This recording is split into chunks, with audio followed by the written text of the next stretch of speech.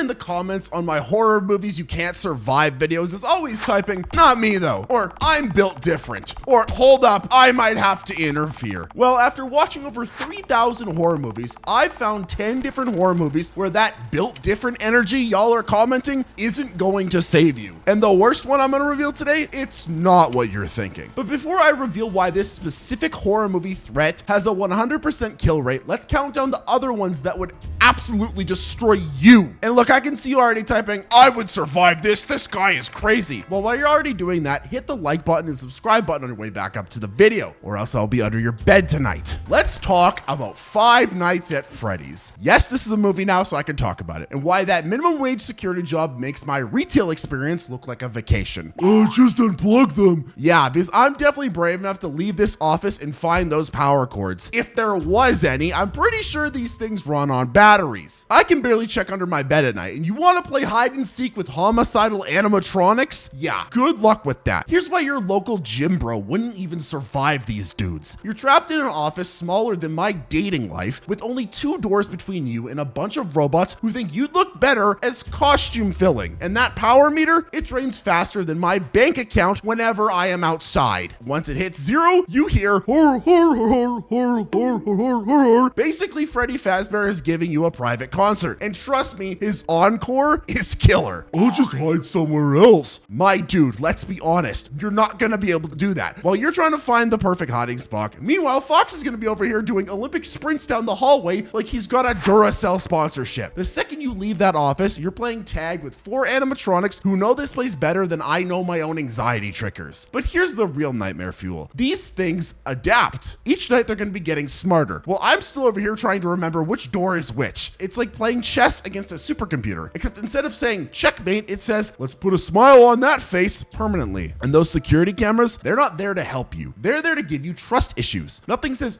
you're done for quite like watching Bonnie vanish from one room and having no idea where he went. And Chica, goddamn, that's just a joke. It's an animatronic chicken. Let's not get weird about it, okay? She's out there moving like she's got a DoorDash order with your name on it. Sure, you might think you're built different, but I've played enough horror games to know that my only survival skill is screaming like a fire alarm with low batteries. At least when I die, maybe I'll finally shut up for once. But you think murderous mascots are bad? Wait until you see what's turning Spring Break into human soup. Let's talk about Piranha 3D, where Spring Break meets evolution's angriest mistake. You know how you panic when a piece of seaweed touches your foot? Yeah, these prehistoric piranhas make that fear look completely rational. We're not dealing with regular fish. These are living garbage disposals with daddy issues and a grudge against anyone with a pulse. Oh, just swim faster. My brother in Christ. We get winded doing doggy battles. These things move through water like my ex moved on after dumping me, ruthlessly and with 0 warning. Even Michael Phelps would just be serving himself up as a premium athletic grade snack. But the real horror, they hunt in swarms bigger than my commitment issues. One piranha, maybe you'd survive with some spicy new scars to post about. But these things roll deeper than my anxiety during a job interview. When they attack, they strip flesh faster than Twitter is trying to cancel me. Basically, it's 0 to skeleton in the time it takes me to think of a comeback, which is exactly why I would be their first course.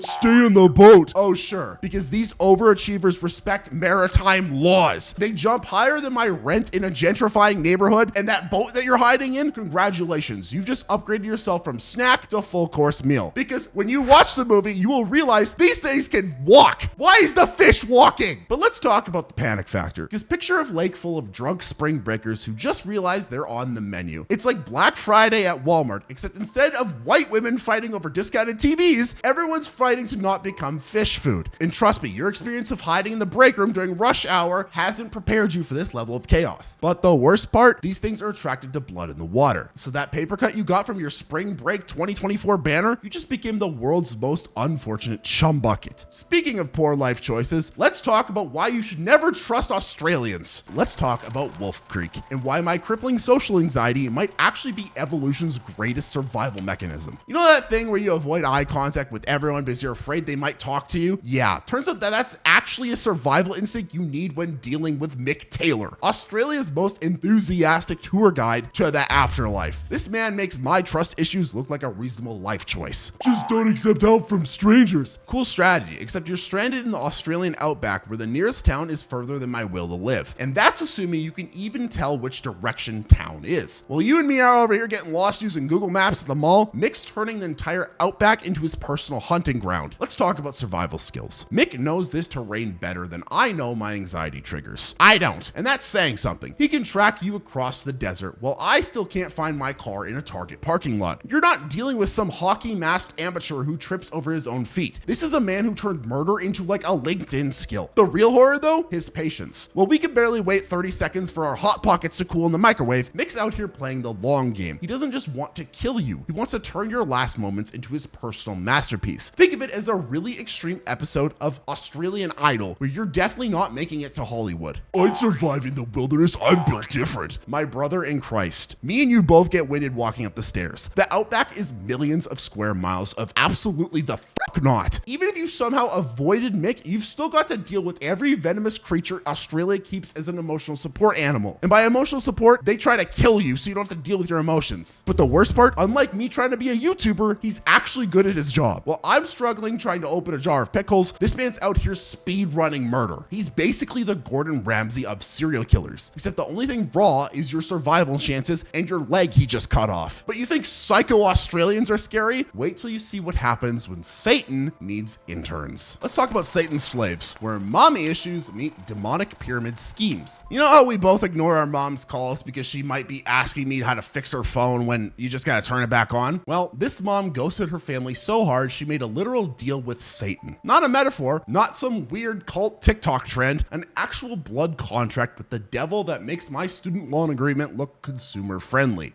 Just clean the house. My brother in Christ. We can barely clean our rooms. You think sage burning skills are going to override a supernatural contract that's got more binding power than Disney's terms of service if you die in their park? This isn't your standard haunting that ends when you move out. This demon's got better follow through than that one ex who won't stop stalking your Instagram. The real kicker though, the cult. While we're over here trying to struggle coordinating lunch pans with our 3 friends, these people have organized an entire supernatural recruiting drive, and unlike my failed attempts at networking, their outreach program has a 100% success rate, mostly because the only other option is death. But let's talk about survival strategies. Running? Well, this demon's got better tracking than Facebook has on my data. Holy water, that's like trying to fight a forest fire with a water pistol. Prayer? Well, my twice-a-decade church attendance isn't exactly building a strong case for divine intervention here. God probably hates me, let's be honest, guys. The worst part is the psychological warfare. While we're getting spooked by the sound of our own washing machine, this thing's orchestrating family trauma that makes my therapy sessions look like casual coffee chats. It doesn't just want to kill us. It wants to turn your entire bloodline into its own personal horror podcast. Don't even think about trying to negotiate with the devil. And while I can't even haggle at a yard sale without having an anxiety attack, this demon's been closing deals since before my ancestors figured out how to make fire. It's basically a supernatural corporate recruiter with a really aggressive onboarding process. Basically, it's a cult and they work well as a cult. But speaking of bad life choices, let's see what happens when academics go urban exploring. Let's talk about As Above, So Below, where academia meets the world's worst spelunking trip. You know how you have to take deep breaths before crawling under your bed to get your phone charger? Well, these people are squeezing through gaps tighter than my will to live. Hundreds of feet underground, surrounded by actual human bones. And that's before hell decides to turn the Paris catacombs into its own escape room franchise. Oh, just map your route. My brother in Christ, me and you both get lost in IKEA with their giant arrows on the floor. These catacombs have a floor plan designed by an architecture student having a stroke. While we're struggling to remember where we parked our cars in a Target parking lot, these people are trying to navigate Satan's subway system. But the real nightmare here, it gets personal. The catacombs don't just want to kill you. They want to trauma dump all of your repressed memories first. And while I'm already avoiding my regular therapist, this place is like, remember that time you called your teacher mom in 3rd grade? Let's turn that into a monster that chases you through time and space. Just keep your cool. Listen, buddy, I know you have a panic attack when someone sits next to you on an empty bus. You expect yourself to stay calm when reality itself is having a mental breakdown? The laws of physics down here are about as reliable as my attempts at maintaining a sleep schedule. Up becomes down, walls become floors, and somehow you end up walking on the ceiling of a room that's actually below you. Yeah, my anxiety needs anxiety medication just processing that sentence. But let's talk about your survival skills. Well, I can barely handle a haunted house at a carnival. These catacombs are serving up personalized psychological warfare with a side of impossible geometry. It's like if your trauma journal gained sentience and decided to play Dungeons and Dragons with your life. But the worst part, there's no self-service. So not only are you facing your deepest fears in a maze designed by Satan's interior decorator, but you can't even post about it or get help from anybody else. Talking about adding insult to injury. But you think underground horror is rough? Wait till you see what happens when ghosts try to go viral. Let's talk about Gonjiam Haunted Asylum, where doing it for the Vine becomes dying for the algorithm. You know how I delete an Instagram post if they don't get enough likes in the first 5 minutes because everyone hates me? Well, these people are live streaming from Korea's most haunted asylum for clout. And while I'm having an existential crisis over my profile picture, they're turning ghost hunting into a sponsored content opportunity.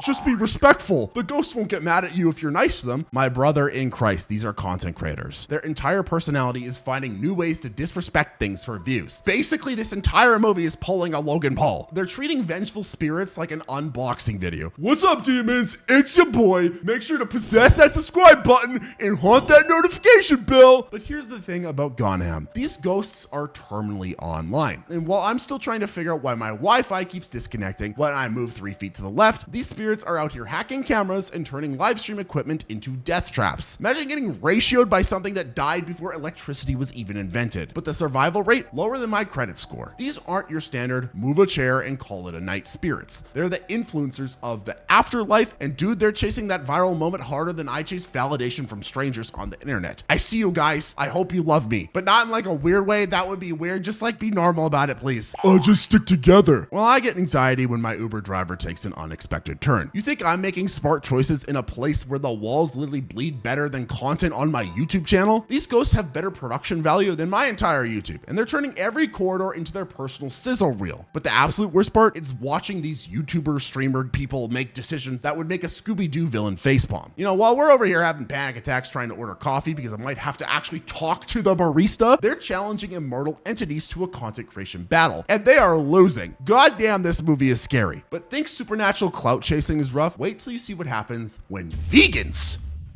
That's all there is. Wait till you see what happens with vegans. Let's talk about the Green Inferno, where saving the rainforest becomes who's saving us from becoming dinner. You know how you feel accomplished because you're using a metal straw once before you lose it forever? Well, these activists decided to chain themselves to trees in the Amazon, which would be inspiring if they weren't about to become the world's most ethical buffet. While I'm struggling to remember my reusable bags at Trader Joe's, they're about to learn what farm to table really means. Just explain that you're a vegan. My brother in Christ, like I just said, I can barely order a coffee without having an existential crisis. You think my social anxiety and charade skills are going to save me from literally becoming part of this tribe's McDonald's menu? These folks took eating the rich way too literally, and my middle class meat's about to be marked down for a quick sale. But the real nightmare fuel here is the meal prep. This tribe doesn't just want to eat you. They're going full on Gordon Ramsay that shit with the presentation. You know, while I'm over here microwaving a turkey, they're turning activism into a 5-course dining experience where they eat the activists. Just survive in the jungle, bro. Well, that's not gonna happen. It's a jungle. Let's be honest here. The Amazon has more ways to kill you than I have unread emails, and that is saying something. But let's talk about survival skills. While I'm over here proud of myself for successfully making craft dinner, these people need to escape a tribe that's treating their protest group like a walking Whole Foods. The only thing my environmental activism prepared me for was feeling guilty about using plastic straws, not becoming an organic main course for a tribe in the Amazon. But you want to know what the absolutely worst part is? Realizing that all of your carefully curated activism doesn't mean much when you're about to become someone's locally sourced free-range dinner to cannibals. You know, at least your carbon footprint will be minimal now because you'll be dead. Hey, you can't cause global warming if you don't exist. Honestly, someone probably is going to find a way to prove me wrong, but if you're that person,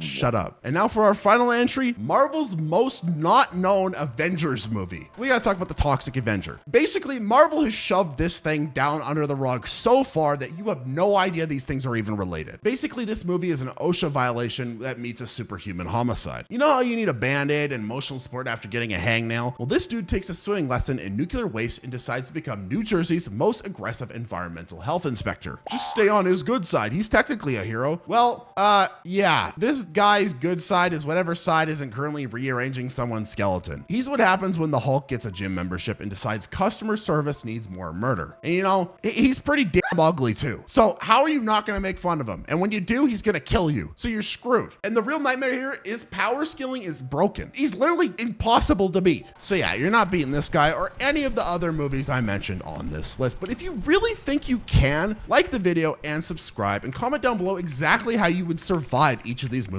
and then click the video on screen to watch more horror movies that you definitely wouldn't survive.